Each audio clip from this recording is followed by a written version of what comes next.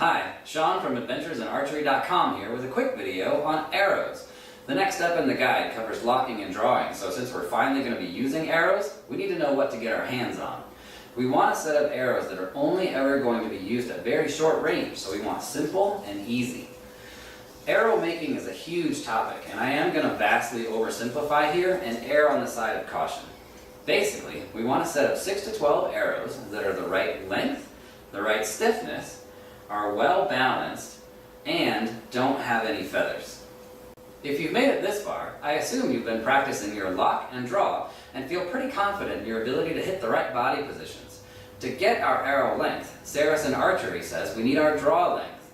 In the guide, I recommend taking your bow to an archery shop to get help measuring. But if you can't do that and you don't have any arrows, I've got an alternative. It'll feel a little goofy, but it works. Grab your bow, a yardstick, and your practice mirror. Grasp the bow a little lower than you normally would so that the yardstick lines up with the arrow pass. Now, grab the base of the stick as if you were locking on it and make sure it rests lightly against the web of your thumb. Now, pretend to draw the bow.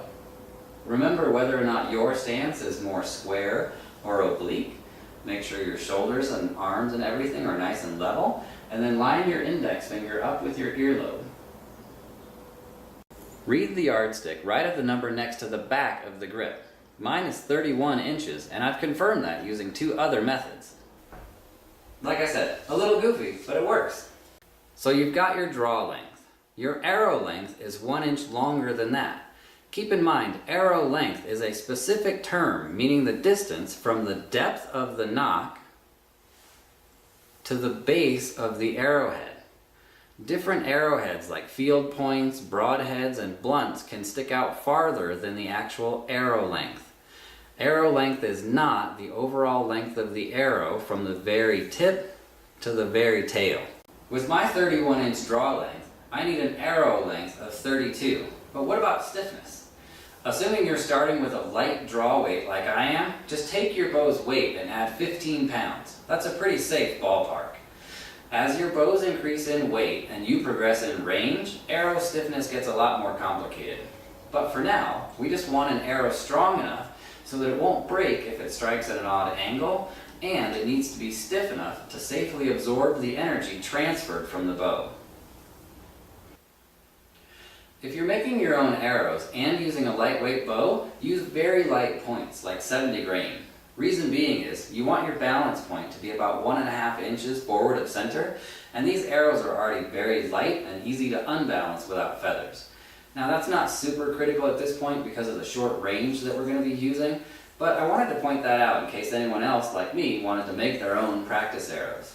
On that note, these are 5/16 shafts in order to keep the grains per pound nice and low, but 11/32 is great too, and I don't want to go on too much of a tangent about that right here. Speaking of safety, be sure you get arrows without feathers, or cut and sand the feathers off if you can only find fletched ones. Our practice arrows are only meant to be used at very short range, so it's okay for them to be fletchless. Once we do get to the point of loosing these, feathers can really cut your hands up before you learn the proper release and follow through. Another reason for fletchless is that feathers can hide serious flaws in your technique, so you need to practice without them for quite a while, but more about that in another video. Once you've got your set of arrows matched to your draw length and weight, there's one last thing you should do before practicing nocking and drawing.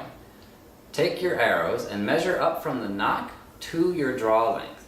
Scribe or paint a line around the arrow at that length. The reason for this is to have a good visual reference to confirm you reach full draw while practicing nocking. Trust me, you'll be focused on other things, so that little cheat sheet will come in really handy.